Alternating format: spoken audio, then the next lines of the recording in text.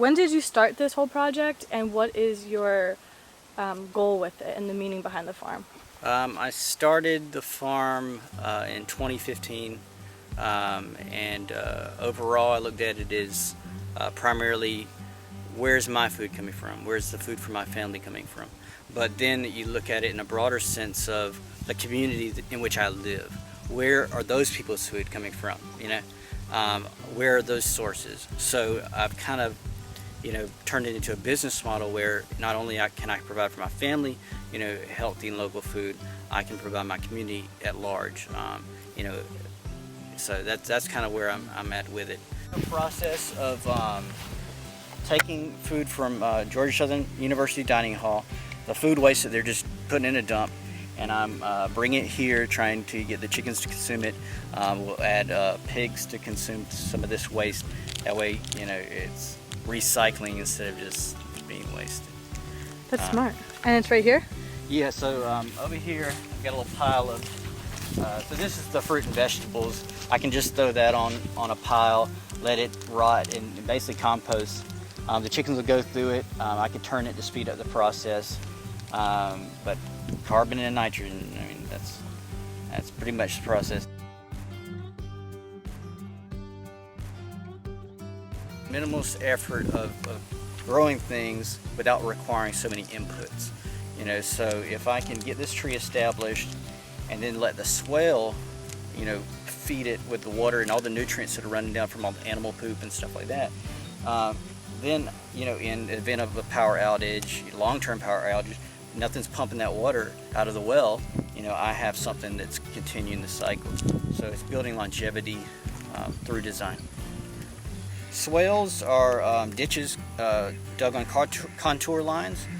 So they have the ditch here, which is swale, and the water trickles down into it, stores the water and nutrients, penetrates deeper and deeper as time moves along into the subsoil, and of course you'll have a berm on the downslope, and you can plant that with fruit trees or whatever you need to stabilize that embankment. But also, the long-term perennial trees that you're gonna feed out, and then you can create a system of them to where it overflows into the next. You could put ponds in there, and then overflow from the pond will go into another level of swales, and it's kind of like a slinky going down a stairway. You're controlling that water, slow movement, to each section. Planting diversity, attracting diversity. I mean, diverse ecosystem is a healthy ecosystem. The monocultures, they basically are like a field is a buffet for bugs. It's like, okay, then you come back and deal with the problem, but not the root cause. The goal here is to have, a plot that, if I'm dead, it's still producing in my absence. Like, we could just leave it and it still be productive. That's the goal.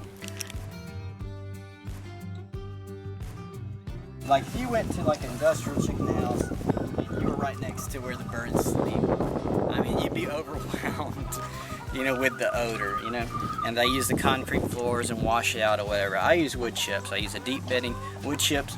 I keep the coop adjacent to my orchard, so once or twice a year, usually in December or so, I'll take some of the bedding and I'll wheelbarrow it around my fruit trees. It'll add mulch and nutrients while they're in dormancy, and that stuff's breaking down all through the winter, and then when they're ready to come through, they've got that instant burst of goodness, the feather meal, all the poop, and the good stuff. Yeah.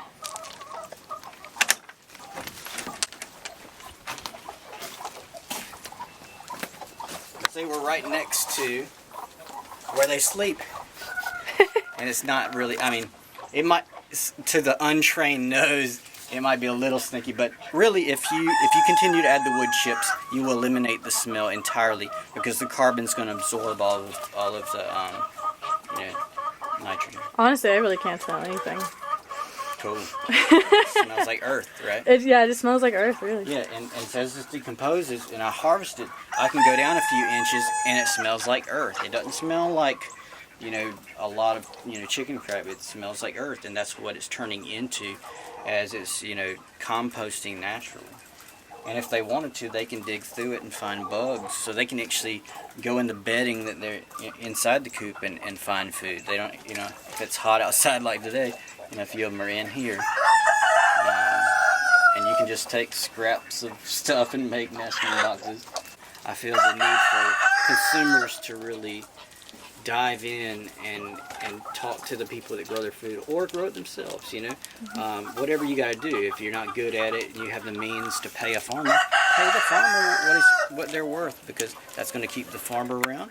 It's going to keep you eating good food, and it's a good relationship, Yeah. as opposed to that disconnect of, listeria, well, who knows where the lettuce came from? Somebody does, and they say they want to fix it with blockchain, but really the best way to protect yourself from like biological warfare or just accidents is know your farmer or farm yourself.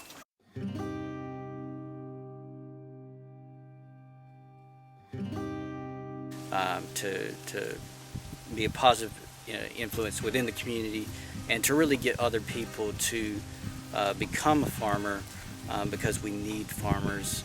I think 3% of the population lives on a farm. Average age of a farmer right now is 60. So we really need farmers to grow our food, so we're not importing everything, using enormous amounts of energy, and really decreasing the safety of our food when there's so many hands involved in it. Or really, the vision is to get farm to consumer, so directly to the consumer in the best way possible. I'd like to see food webs within communities where maybe there's one store, but the farmers have a share in that store, to where they can bring their stuff and people can go get it, or something like that, or just go directly to the farm, if they have the means to have the store on site.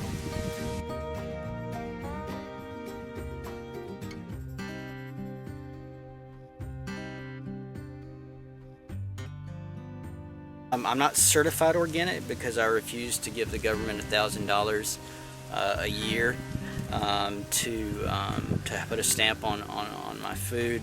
I'd rather that the customer asks me, how are you growing this? What are you doing to it? Or, I welcome my customers to come and see what's being done and how it's being done. So the vegetables, I use composted manure, or I have a source of composted chicken manure that I would use for that. I also have cows. I can use cow manure. So really, it's a cycling of the nutrients on the farm, ultimately, to try to get the farm to sustain itself.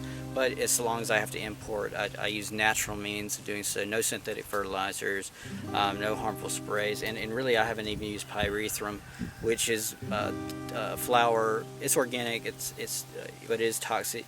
You probably want to wait a few days, after you pull it off or whatever. But I try to steer away from even those kinds of things to promote natural processes. Little tiny ecosystems within each bed or something, companion plantings. How can I get the bugs off without having to do anything other than just keep watering these plants and keeping the weeds at bay? With the chickens, I did a non-GMO feed. I would have done the organic feed, but there's no mill anywhere near here that I'm aware of that will mill organic feed. The closest thing I can get, when I'm getting a ton or half a ton at the time, closest thing I can get is non-GMO. So that's what I've been getting. But about a week ago, I started getting pre-consumer waste from the university.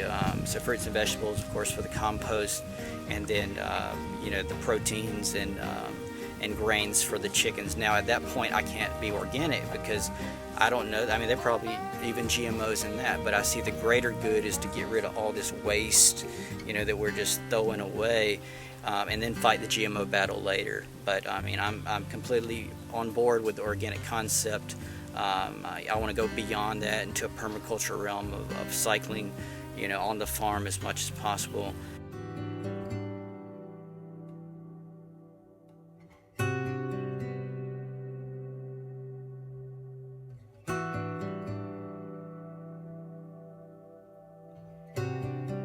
vision for the farm is to outlive me, outlast me, and continue to be productive. To leave it better, than when I started. A lot of the farming now is like you just till and keep adding this synthetic stuff that's destroying your soil. You're plowing, and if you're not, cover cropping or something to kind of protect that, you're getting eroded stuff. So really we're kind of depleting the nutrients as we continue to put like 3 down and draw up all the extra nutrients. So what I'm trying to do is build soil. So long term, build soil, create fertility, but cycle back the carbon. So, take this excess, leaves and wood chips and yard waste or whatever, turn that back into dirt.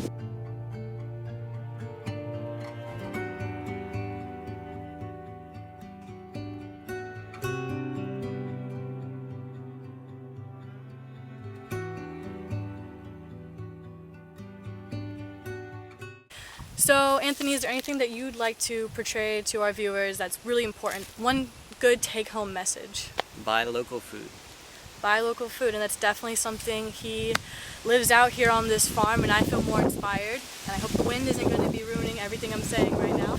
Well, thank you so much, guys, for watching. I really hope this was interesting for you. Make sure you check out Anthony's Facebook page. I'll have the links in the description below. If you're local to Statesboro, he's always looking for help and wanting to have a mentorship program going on here on his farm.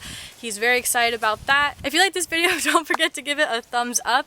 And please subscribe, guys. And don't forget the new podcast, Plants and Stuff, is up every Wednesday. That will be in the description below as well. And have a good one. Bye. This old busted up old trailer, right? And you just make it into a little mobile coop, and you can wheel it across the pasture and feed the pasture. And plus they eat through cow poop and turn it into eggs, with the fly larvae and leftover seeds. Yeah. Wow. It's a whole world in this little wagon. I'm trying to stick my camera in there. He's like, what are you doing in my house? Oh, she's like, excuse me. That's awesome. Thank you, that was cool. Alright, see ya.